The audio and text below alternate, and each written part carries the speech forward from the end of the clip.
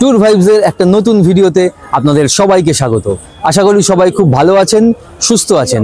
আজকে 27শে ডিসেম্বর, বছরের প্রায় শেষ। তবে বাংলা ক্যালেন্ডারে এখন চলছে পৌষ মাস। আর এই পৌষ মাসে বেড়ানো মানেই সবার প্রথমে যে নামটা আমাদের মাথায় আসে, আজকে সেখানেই যাচ্ছি। বাঙালির অন্যতম পছন্দের গন্তব্য শান্তিনিকেতন। আসলে শান্তিনিকেতন বাঙালির কাছে কিন্তু শুধুমাত্র কোনো ঘোরার জায়গা নয়, শান্তিনিকেতন হলো বাঙালির আবেগ, ভালো লাগা, ভালোবাসার জায়গা। এখন রয়েছি শিয়ালদা স্টেশনের বাইরে। সকাল 7টা 20 মিনিটের রামপুরহাট এক্সপ্রেস আমরা ধরবো, যেটা বোলপুরে পৌঁছাবে সকাল 10টা 28 মিনিটে। এখন স্টেশনের ভেতরে যাব, ভেতরে গিয়ে দেখব কত নম্বর প্ল্যাটফর্মে ট্রেন দিচ্ছে। চলুন যাওয়া যাক।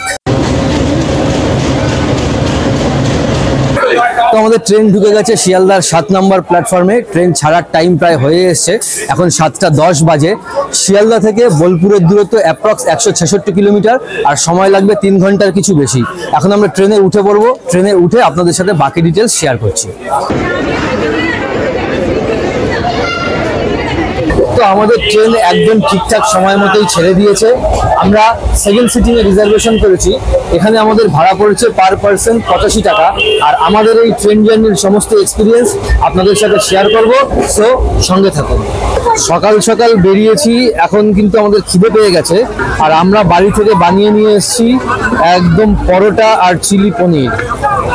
কেমন লাগছে তোমার খেতে? খুব ভালো। আচ্ছা, তুমি এনজয় করছো তো এই জার্নিটা? ওকে, তো আমরা এখন একটু খাওয়া দাওয়া করে নিই। খাওয়া দাওয়া করে তারপরে আপনাদের সাথে আবার দেখা হচ্ছে। জানালার পাশে বসে দিগন্ত বিস্তৃত প্রকৃতির সৌন্দর্য উপভোগ করতে করতে যাচ্ছি। এমন সময় কানে ভেসে আসলো খমকের শব্দ। ফিরে দেখি এক বাউল তার খমক বাজিয়ে গান করার জন্য প্রস্তুত। আর এটারই বোধহয় অপেক্ষা করছিলাম এতক্ষণ ধরে। ওরে সকল রাস্তা ঝিমিয়ে চলে, ওরে সকল রাস্তা ঝিমিয়ে চলে, শুধু মথুরাতে দেয় বাসি। বাজলো বাসি চল না গরি, রেল দেখে আসি। ওরে বাজলো বাসি চল না গরি, রেল দেখে আসি। বাজলো বাসি চল না গরি, রেল দেখে আসি। ফাইনালি নেমে পড়েছি বোলপুর স্টেশনে। এখন ঘড়ির কাঁটায় বাজে 11টা 10। আজকে কিন্তু ট্রেন বেশ অনেকখানি লেট, 10টা 28 মিনিটে বোলপুরে ঢোকার কথা ছিল। যাই হোক, আমরা নেমেছি 1 নম্বর প্ল্যাটফর্মে। এই হলো বেরোনোর রাস্তা। এখান থেকে আমরা এখন বাইরে যাব। চলুন যাওয়া যাক। বোলপুর স্টেশনের বাইরে আমরা বেরিয়ে গেছি। এখন আমরা এখান থেকে যাচ্ছি, একটা টোটো নেবো। অ্যাকচুয়ালি টোটো আমাদের অনেক আগে থেকেই আমি বলে রেখেছিলাম। টোটো যেখানে পার্কিং জোন, আমি সেখানে এখন যাচ্ছি। সেখান থেকে টোটো নেবো। টোটো নিয়ে আমাদের আজকে যা গন্তব্য আছে আমি সেখানে যাব। তো আমরা এখন চলে এসেছি যেখানে টোটো পার্কিং করা হয় সেইখানটায়। বোলপুরে কিন্তু প্রচণ্ড ভিড়, পৌষ মাস, সাংঘাতিক ভিড়। আপনাদেরকে একটু দেখাচ্ছি, দেখুন। এই দেখুন, এটা হচ্ছে পুরো টোটো স্ট্যান্ড। এখানেই সমস্ত টোটো দাঁড়িয়ে থাকে। এই যে প্রচুর টোটো, আপনারা এখান থেকেই টোটো পেয়ে যাবেন। আমাদের হচ্ছে এই টোটো। জয়, এ তো রীতিমতো জ্যাকেট ট্যাকেট পরে এসে গরম লাগছে। প্রচন্ড গরম, প্রচন্ড গরম লাগছে। শীত কমে গেছে, এবার ঠান্ডা কমে গেছে।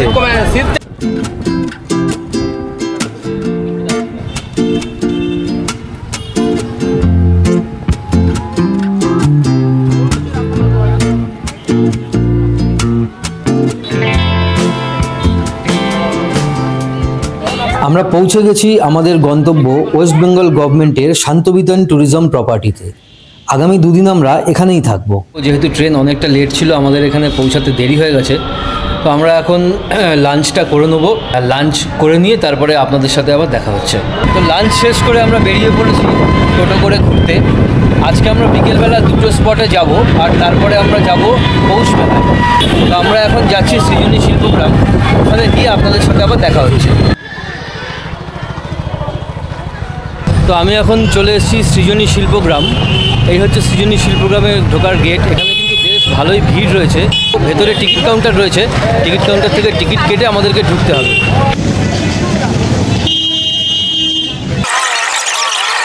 মূল গেট দিয়ে ভেতরে ঢুকে বাদিকে আছে টিকিট কাউন্টার। টিকিট মূল্য অ্যাডাল্টদের জন্য 30 টাকা, 5 থেকে 12 বছর বয়সীদের জন্য 10 টাকা এবং স্টুডেন্টদের জন্য 10 টাকা। বাকি ডিটেলস স্ক্রিনে দেওয়া রইল, আপনারা মনে করলে পজ করে দেখে নিতে পারেন।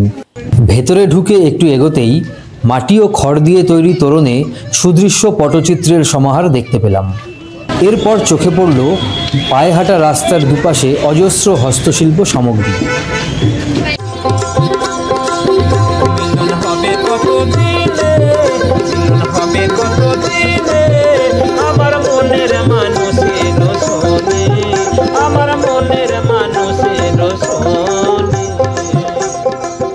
বাউল গান শুনে এগিয়ে চললাম গ্রামের ভিতরে।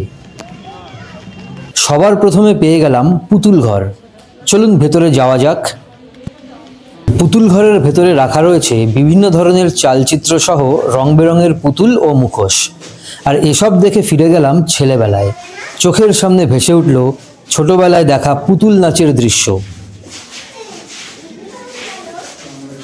পুতুল ঘর থেকে বেরিয়ে চোখে পড়ল আরও এরকম বেশ কিছু ঘর, যেগুলির মাধ্যমে আমাদের দেশের 9টি রাজ্যের শিল্প ও সংস্কৃতির নিদর্শন তুলে ধরা হয়েছে।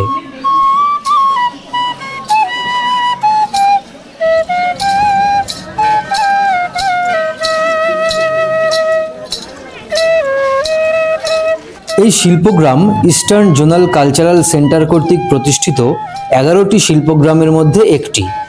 এই শিল্পগ্রামটি মোট 15 একর জায়গা জুড়ে বিস্তৃত। চলুন ঘুরে দেখা যাক এই 9টি রাজ্যের শিল্প সংস্কৃতি।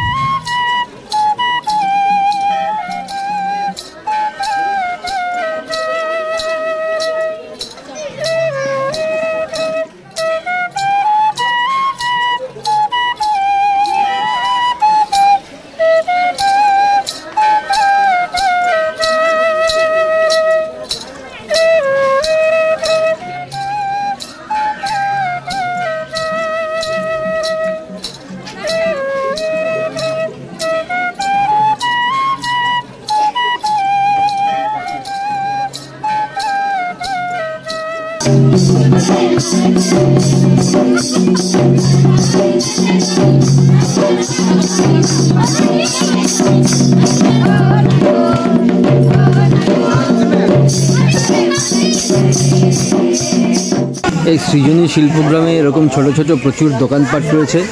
এখানে বিভিন্ন রকম জিনিসপত্র বিক্রি হচ্ছে, হাতের কাজের জিনিস থেকে শুরু করে জামা কাপড় জিনিস থেকে শুরু করে সমস্ত কিছু। আপনারা মনে করলে এখান থেকে কিছু কেনাকাটাও করতে পারেন।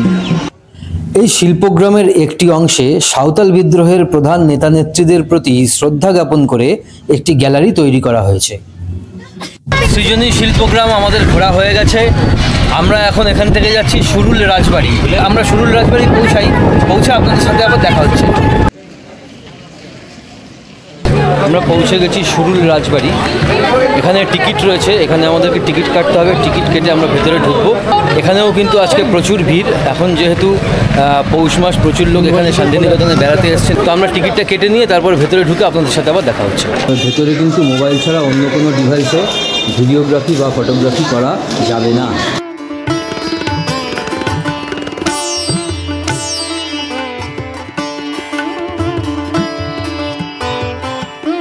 (1750) সালে এই সুরুল রাজবাড়ি তৈরি হয়েছিল।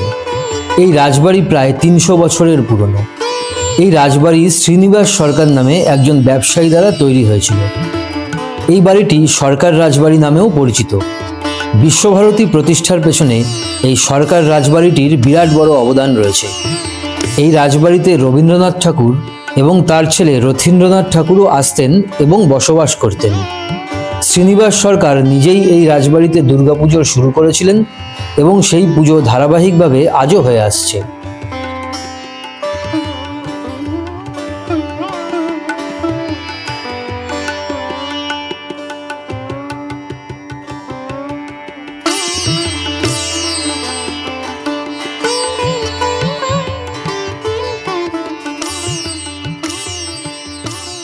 সুরুল রাজবাড়ি ঘুরে আমরা এগিয়ে চললাম আমার কুটিরের উদ্দেশ্যে। পথে পেয়ে গেলাম বল্লভপুর ফরেস্ট। তো আমরা এখন পৌঁছে গেছি আমার কুটির। আমরা সুরুল রাজবাড়ি থেকে আমার কুটিরে আসলাম। আমাদের আসতে সময় লাগলো টোটোতে মোটামুটি 15 মিনিট মতো। প্রথমেই ঘুরে দেখা যাক আমার কুটিরের চারপাশটা। আমার কুটিরের বাইরেই আছে বিরাট বড় একটা পার্কিং জোন। পার্কিং জোন থেকে এগিয়েই আছে আমার কুটির সোসাইটি দ্বারা পরিচালিত ক্যান্টিন, যেখানে আপনারা চা, কফি সহ বিভিন্ন রকমের স্ন্যাক্স পেয়ে যাবেন। ক্যান্টিন থেকে একটু বাদিকে এগিয়ে বেশ কিছু দোকান দেখতে পেলাম, যেখানে বিক্রি হচ্ছে হাতে আঁকা ছবি এবং হাতে তৈরি অন্যান্য সামগ্রী। মেন গেটের সামনেই আছে বড় একটা রবি ঠাকুরের মূর্তি, আর এই মূর্তির উল্টো দিকে আছে একটি সাংস্কৃতিক মঞ্চ। তো আমার কুটিরের ভেতরে আমরা ঢুকলাম, তবে ভেতরে কিন্তু ভিডিওগ্রাফি বা ফটোগ্রাফি কোনোটাই কিছু অ্যালাউ নেই, সেই জন্য ভেতরটা আপনাদেরকে দেখাতে পারলাম না। তবে ভেতরে যেগুলো দেখলাম, এখানে বিভিন্ন রকম হস্তশিল্প, ডোকরা আর্ট, ঘর সাজানোর আসবাবপত্র, জামা কাপড়, এভরিথিং আপনারা এখানে পেয়ে যাবেন। আপনারা এখানে আসলে কিন্তু এখানে আপনারা শপিং করতে পারেন। এই ছিল আমার কুটিরের আমাদের এক্সপিরিয়েন্স। এখন আমরা ফিরবো আমাদের যে টুরিস্ট লজ রয়েছে, আমরা লজে ফিরবো, তারপরে আমরা একটু ফ্রেশ হয়ে ওখান থেকে চলে যাব পৌষ মেলাতে। তো পৌষ মেলাটা আজকে আপনাদেরকে ঘুরিয়ে দেখাবো, তো সঙ্গে থাকুন। গুড ইভিনিং সবাইকে। আমার কুটির ঘুরে এখন আমরা চলেছি শান্তিনিকেতনের যে ঐতিহ্যবাহী পৌষ মেলা, সেই পৌষ মেলা দেখতে। এই পৌষ মেলা সম্পর্কে আপনাদের দুটো কথা জানিয়ে রাখি। এই পৌষ মেলা প্রথম শুরু হয় 1894 সালে। চিন্তা করুন কত বছর আগে। তো তারপর থেকে কিন্তু প্রতি বছর নিয়ম করে এই মেলা হয়ে চলেছে। তবে মাঝে 2-3 বছর এই মেলা নিয়ে একটু সমস্যা তৈরি হয়েছিল, কিন্তু এবছর কিন্তু আবার মেলা স্বমহিমায়। মেলায় ঢুকতেই অনুভব করলাম জনসমুদ্রে প্রবেশ করেছি। বিশ্বভারতী এবং শান্তিনিকেতন ট্রাস্টের যৌথ উদ্যোগে পূর্বপল্লীর মাঠে অনুষ্ঠিত এই মেলার শুরু থেকেই আছে বিভিন্ন রকমের দোকানপাট, যেখানে বিক্রি হচ্ছে হরেক রকমের জিনিসপত্র। এছাড়াও আছে প্রচুর খাবারের স্টলও।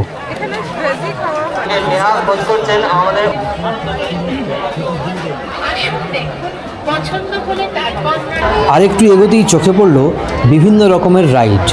তবে প্রচণ্ড ভিড়ে এরপর আমরা আর এগোতে পারলাম না, কারণ সঙ্গে ছোট বাচ্চা ও পরিবার আছে। তাই মিস করে গেলাম পৌষ মেলার মূল অংশ, যেখানে তুলে ধরা হয়েছে বোলপুরের শিল্প সংস্কৃতি। দ্বিতীয় দিন সকালে ব্রেকফাস্ট সেরে বেরিয়ে পড়লাম শান্তিনিকেতনের বিভিন্ন জায়গা ঘুরে দেখার জন্য।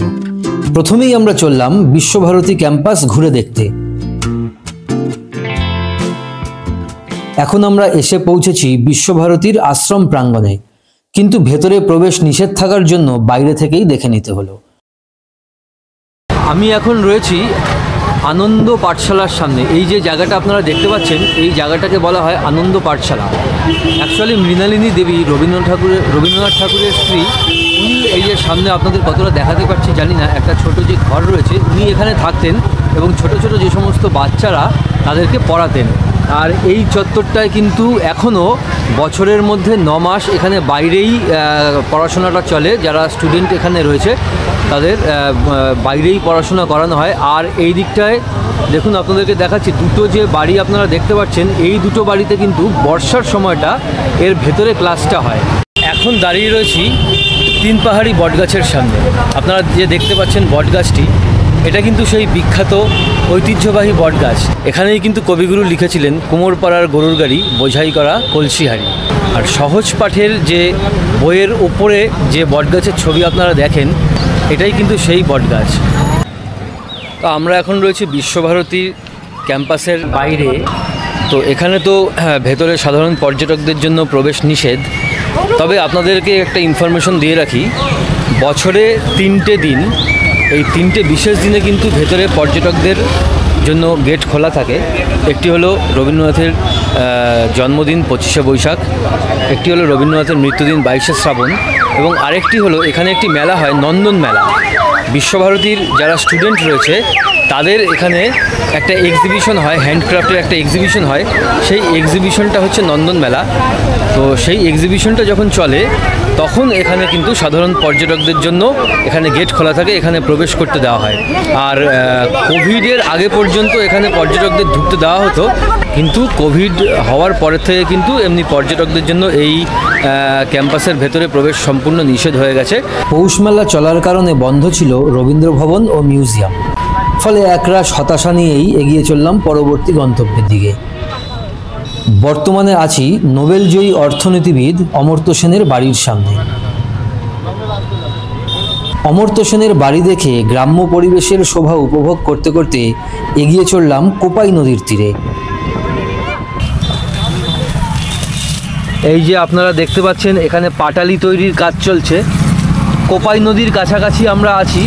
তো তো আমি এখানে দেখলাম এখানে এই পাটালি তৈরি হচ্ছে, তা আমি একটু নামলাম, ওনাদের সাথে একটু কথা বলবো। এর আগে ঝোলা গুড় হয়ে গেছে, রস ছিল, গাছ থেকে রস পেরে নিয়েছি, গাছ থেকে একদম টাটকা রস পেরে তারপরে কিন্তু এই গুড় তৈরি হচ্ছে। এখানে কিন্তু কোনো ভেজালের কোনো ব্যাপার নেই। তো আপনারা যারা বোলপুরে ঘুরতে আসবেন তারা এখান থেকে কিন্তু গুড় নিলে একদম খাঁটি জিনিসটা পাবেন। দেখুন কত সুন্দরভাবে এখানে দাদারা তৈরি করছে। আর আর এই যে গুড় আপনারা তৈরি করছেন, এই গুড় কোথায় যাবে? এখান থেকে এখান থেকেই বিক্রি হয়ে যায়। আচ্ছা, এখান থেকেই এই সমস্ত গুড় বিক্রি হয়ে যায়। পৌঁছে গেছি কোপাই নদীর কাছে। টোটো থেকে নেমে কিছুটা পায়ে হেঁটে পৌঁছাতে হবে কোপাই নদীর তীরে। আর এই পথেই দেখতে পেলাম বেশ কিছু দোকান, যেখানে বিভিন্ন রকমের জিনিসপত্র বিক্রি হচ্ছে। দোকানপাট পেরিয়ে মেঠো পথ দিয়ে এগিয়ে চললাম নদীর তীরে। প্রায় পৌঁছে গেছি নদী তীরে। এখন হাঁটছি বালির ওপর দিয়ে, আর মনে পড়ে যাচ্ছে এই কোপাই নদীকে নিয়ে রবি ঠাকুরের লেখা কবিতা, আমাদের ছোট নদী চলে আঁকে বাঁকে, বৈশাখ মাসে তার হাঁটু জল থাকে, পার হয়ে যায় গরু পার হয় গাড়ি, দুই ধার উঁচু তার ঢালু তার পাড়ি, চিকচিক করে বালি কোথা নাই কাদা, এক ধারে কাশবন ফুলে ফুলে সাদা। দেখুন ওই দূরে দেখা যাচ্ছে কাশবন ফুলে ফুলে সাদা, এখনো উঁচু দুই পার, আর চিকচিক করছে বালি, কোথাও নেই কাদা। বহু বছর আগে কবির লেখায় ফুটিয়ে তোলা চিত্র আজও একই রকম ভাবে চোখের সামনে। কোপাই নদী ঘুরে আমরা এখন যাচ্ছি শান্তিনিকেতনের বিখ্যাত সোনাঝুরি হাটের দিকে।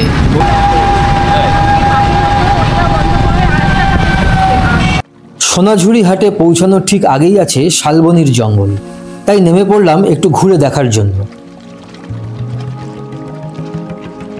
এখানে এসে মুগ্ধ হয়ে গেলাম। চারিদিকে সবুজে সবুজ, পুরো জায়গাটা জুড়ে রয়েছে প্রচুর শাল গাছ। এই সুন্দর জায়গাতে বিভিন্ন সিনেমা এবং সিরিয়ালের শুটিং করা হয়। এছাড়া ফটোগ্রাফির জন্য এটা একেবারেই আদর্শ জায়গা। এই দেখুন, এই দাদা এখানে রাবড়ি বিক্রি করছে। রাবড়ি কত করে? রাবড়ি 30 আছে, 40 আছে। 30 আছে, 40 আছে। দাও একটা 30-এর দেখি। রাবড়ি টেস্ট করে জানাও কিরকম খেতে। তুললাম, মুখে নিলাম, দারুণ। আর একটা দিন দাদা। শালবনির জঙ্গল ঘুরে আমরা এখন যাচ্ছি পলাশবনি, যেখানে ওই বাহা সিরিয়ালের শুটিং হয়েছিল, বাহামণি। সেই পলাশবনি অ্যাকচুয়ালি একটা সাঁওতাল গ্রাম। সেইখানে আমরা যাচ্ছি, একটু ঘুরে দেখব আর আপনাদেরকেও ঘুরিয়ে দেখাবো।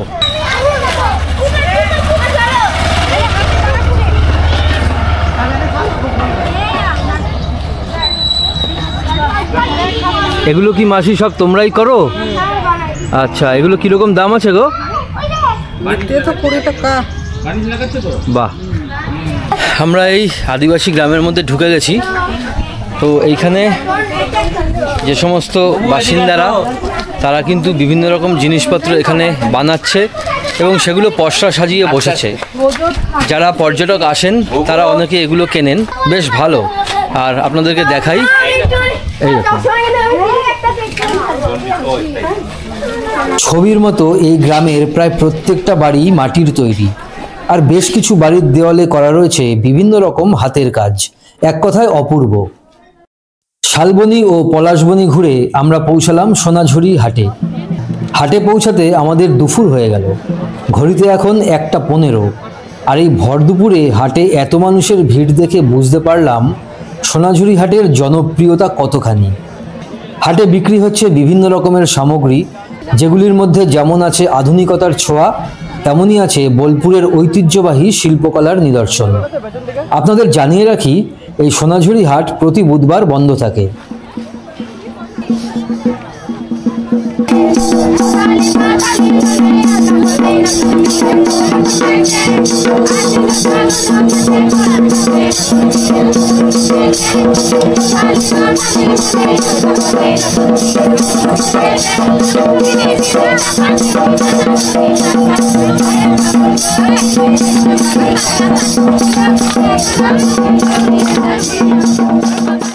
সোনাঝুরি হাট ঘোরা শেষ। এখন আমরা চলে এসেছি প্রকৃতি ভবন ঘোরার জন্য। এখন আমরা ঢুকছি প্রকৃতি ভবন, নেচার আর্ট মিউজিয়াম। এই হচ্ছে মূল প্রবেশপথ। ঢুকে বাদিকে আছে টিকিট কাউন্টার, এই যে এখন আমরা এখান থেকে টিকিট করব। আর একটা ইনফরমেশন দিয়ে রাখি, এখানে কিন্তু ভিডিওগ্রাফি করার জন্য আপনাদের 20 টাকা করে পে করতে হবে। তো আমাদের টিকিট কাটা হয়ে গেছে, এই যে টিকিট। আমরা এখন ভেতরে ঢুকবো। এখানে 6 বছরের ওপরের থেকে 30 টাকা হচ্ছে টিকিট মূল্য।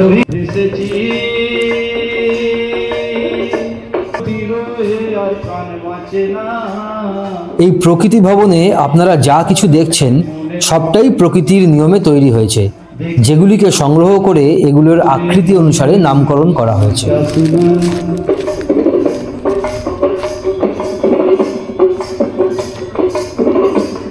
বাইরেটা ঘুরে এবার আমরা প্রবেশ করব প্রকৃতি ভবনের ব্রোঞ্জ গ্যালারিতে, যেটা দোতলায় অবস্থিত। তবে নিচের তলায় রাখা আছে বিভিন্ন প্রাকৃতিক ভাস্কর্য।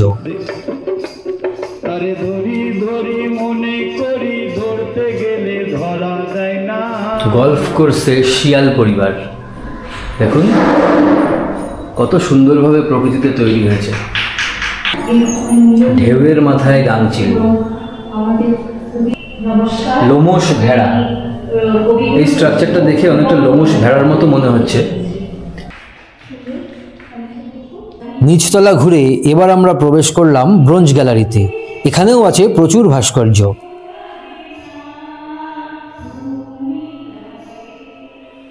এবার আমরা আরেকটা বিল্ডিংয়ে যাচ্ছি, এখানেও অনেক কিছু রাখা রয়েছে।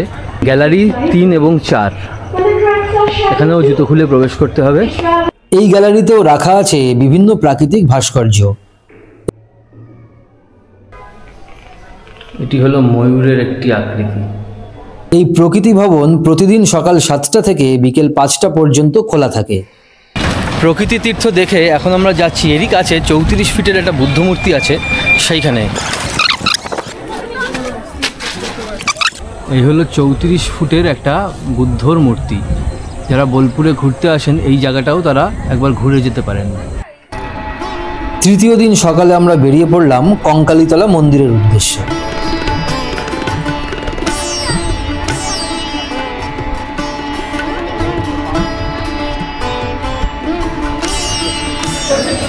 আমরা পৌঁছে গেছি কঙ্কালীতলা মায়ের মন্দির। আর এখান থেকেই দেখুন, এখানে সমস্ত পুজোর সামগ্রী বিক্রি হচ্ছে। সামনেই মায়ের মন্দির। এখান থেকে আমরা এখন পুজোর ডালা কিনছি। দিদি, এই পুজোর ডালা কত টাকার? 101 টাকার ডালা আছে। হ্যাঁ। আর মালা আছে 108টা ফুলের মালা। আচ্ছা। আর পৌষ মাস বলে এখন মূল্য দিয়ে পুজো দিতে হয়। পৌষ মাস বলে মূল্য দিয়ে পুজো দিতে হয়। আর আপনার এখানে ডালা এর পরে আর কত কত দামের আছে একটু বলুন। 151 আছে। এগুলো মায়ের বস্ত্র, ভালো ধূপকাঠি, 5 রকমের ফল দিয়ে। এটাও হবে মায়ের 200 টাকা ডালা। এটা একটা বড় ওড়না আছে, বড় মোমবাতি আছে, বড় ধূপকাঠি আছে। মায়ের শাখা লোয়া হবে, আলতা সিঁদুর, 5 রকমের ফল, মন্ডা মিষ্টি যা দেওয়ার সব দেওয়া থাকে। আর এটা হলো 101 টাকা ডালা। আর একটা 108টা ফুলের মালা আর মূল্য। ঝুড়ি ফেরত দিতে হবে। হ্যাঁ, ঝুড়ি।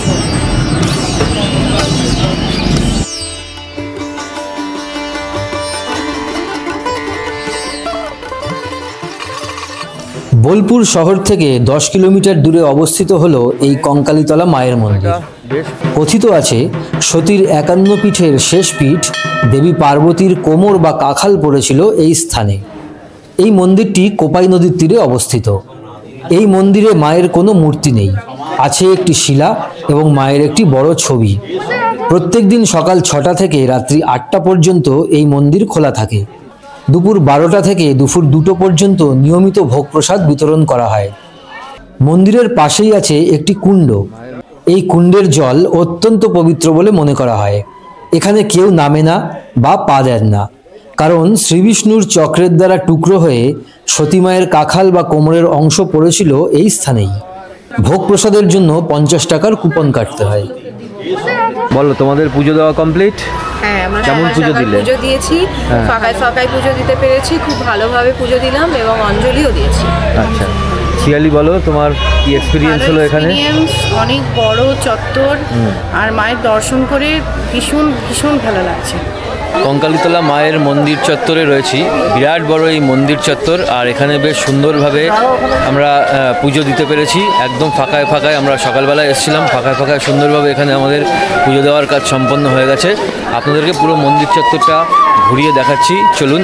এই মায়ের মন্দির চত্বরে কিন্তু বেশ ছোটোখাটো একটা মেলা টাইপেরও বসেছে, প্রচুর জিনিসপত্র এখানে বিক্রি বাটা হচ্ছে, আপনাদেরকে দেখাচ্ছি।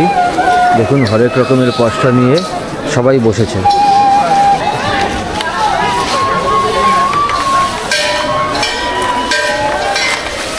আর এই মন্দিরের পেছন দিকটাতেই রয়েছে কোপাই নদী। এখন আপনাদেরকে সেই জায়গাটাতেই নিয়ে যাব, চলুন যাওয়া যাক। কোপাই নদীর ঘাট, এইখানে সন্ধেবেলায় একটা আরতি হয়, সন্ধে 6টা থেকে এই আরতিটা হয়। জাস্ট এই জায়গাটা আপনাদেরকে একটু দেখিয়ে দিলাম। ঠিক এইখান থেকেই বয়ে চলেছে কোপাই নদী। এই যে কোপাই নদী, কি সুন্দর জায়গা। আর এখানকার প্রাকৃতিক পরিবেশটা খুব সুন্দর, নিরিবিলি, নির্জন, ভীষণ ভালো লাগছে। 3 দিন শান্তিনিকেতনে কাটালাম, বিভিন্ন জায়গায় আমরা ঘুরেছি এবং আমাদের এক্সপিরিয়েন্স আপনাদের সাথেও শেয়ার করেছি। যদিও পৌষ মাসে এসেছি, বিভিন্ন জায়গায় কিন্তু নো এন্ট্রি ছিল, অনেক জায়গাতে ঢুকতে পারিনি, তো সেটা তো কিছু করার নেই। যতটা সম্ভব হলো ততটা আপনাদের সাথে শেয়ার করলাম, আপনাদেরকে দেখানোর চেষ্টা করলাম। ভিডিওটা আপনাদের কেমন লাগলো কমেন্ট করে কিন্তু অবশ্যই জানাবেন। যদি ভিডিওটা ভালো লাগে তাহলে লাইক করবেন, শেয়ার করবেন, আর চ্যানেলটাকে কিন্তু অবশ্যই সাবস্ক্রাইব করবেন। খুব শিগগিরই ফিরবো আর একটা নতুন ভিডিও নিয়ে। ততক্ষণ পর্যন্ত সঙ্গে থাকুন, দেখতে থাকুন চ্যানেল ট্যুর ভাইবস।